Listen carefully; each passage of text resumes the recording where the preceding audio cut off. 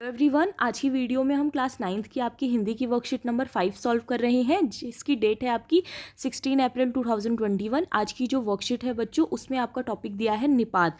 जैसे यहाँ पर देखिए दिया गया है, बस इतना ही काफ़ी है, फिर मैं भी जोर लगाता हूँ। तो यहाँ पर ही और भी, ये जो दो शब्द हैं बच्चों, ये वाक्य में किसी बात पर जोर देने का काम कर रहे हैं। ऐसे शब्दों को हम निपात कहते हैं। तो इस तरह के कोई भी शब्द जो कि पूरे वाक्य पर जोर देने का काम करते हैं, ठीक है, उसे हम निपात कहते हैं।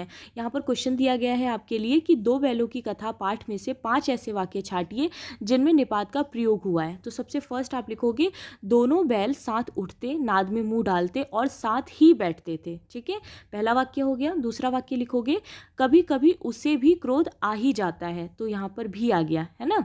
उसके बाद थर्ड है कि गधे का एक छोटा भाई और भी है। फोर्थ है, कभी कभी अड़ियल बैल भी देखने में आता है। फिफ्थ है, ज़्यादा से ज़्यादा मेरी ही गर्दन पर रहे।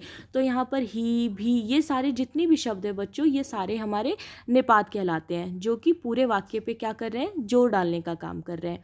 उसके बाद नेक्स्ट है, दो बैलों की कथा पाठ में जगह जगह मुहावरों का प्रयोग हुआ है। सेकंड क्वेश्चन है आपका। तो यहाँ कुछ मुहावरे दिए गए हैं, उनका वाक्य में प्रयोग करना है। जैसे फर्स्ट है हिम्मत हारना, तो आप इसका क्या लिख सकते हो, हमें कभी हिम्मत नहीं हारना चाहिए। ठीक है। सेकंड है टकटकी लगाना, तो मोहन अगली क्लास में जाने के लिए टकटकी लगाए हुए हैं, यानी वो इंतज़ार कर रहा है कि कब वो अगली क्लास में जाएगा। फिर थर्ड है जान से हाथ धोना, तो आप इसमें लिख सकते हो कि अमरनाथ यात्रा पर पत्थर खिसकने से कई यात्री जान से हाथ धो बैठे। फोर्थ है ईंट का जवाब पत्थर से देना, तो आप इसका वाक्य लिख सकते हो, भारत में अपनी पारी में ईंट का जवाब पत्थर से दिया। ठीक है, जो भारत है, भारत ने अपनी पारी में क्या किया, अपनी पारी में ईंट का जवाब उसने पत्थर से दिया। ओके। फिफ्थ है दांतों पीसना आना, इसमें आप लिख सकते हो, शतरंज के खेल में हारने के बाद श्याम दांत पीसते रह गया। ओके।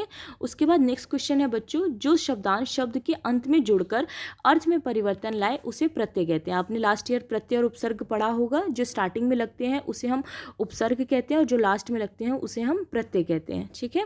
जैसे यहाँ पर दो दिया गया है आपका वाक्य, समाज और इक, तो यहाँ पर क्या हो गया, सामाजिक। सुगंध और इत, तो ये क्या बन गया, सुगंधित। ठीक है। तो यहाँ पर सामाजिक शब्द में इक तथा सुगंधित शब्द में इत शब्दांश प्रत्यय का प्रयोग हुआ है।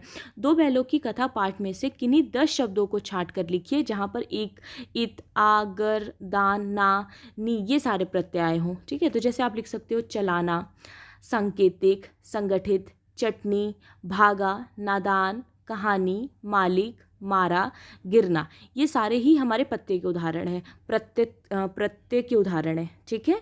तो ये थी आज की आपकी वर्कशीट। आई होप आपको अच्छी लगी हो। Thank you so much.